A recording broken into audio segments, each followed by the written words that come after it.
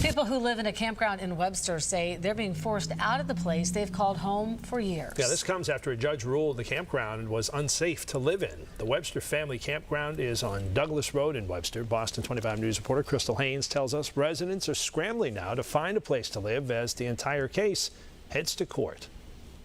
I've been on the Section 8 wait list for 6.5 years with autistic sons.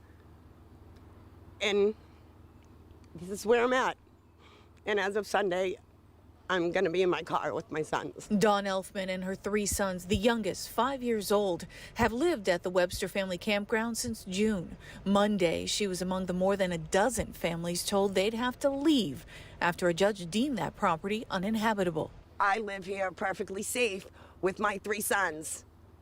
And there has never been an issue where it has been unclean, unsafe. The town of Webster brought this issue to court after they say the health department found numerous violations, including raw sewage, lack of hot water, and excessive debris. The town can't really, with any credibility, say that we didn't know that these health and other violations existed. Campsite owner Michael Finnemore was ordered to find the year-round residents a place to live within 48 hours of the decision and address the violations, which he disputes. What business of the town of Webster, how these people want to live?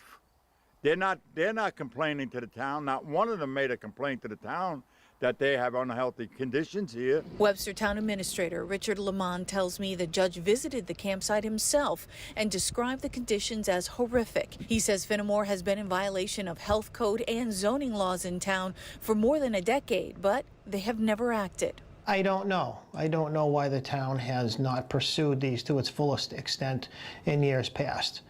But, you know, when these were brought to my attention, simply couldn't ignore them. It's a legal tug-of-war with dozens as casualties. Danielle White's son has homecoming this weekend. Instead, his parents are wondering if they'll even be able to stay in a school district. And we always said, you know what, no matter what happens, we'll have a roof over our head.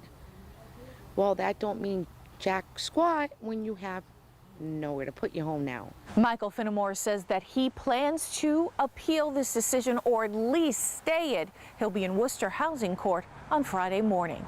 Reporting in Webster, I'm Crystal Haynes for your local station, Boston 25 News.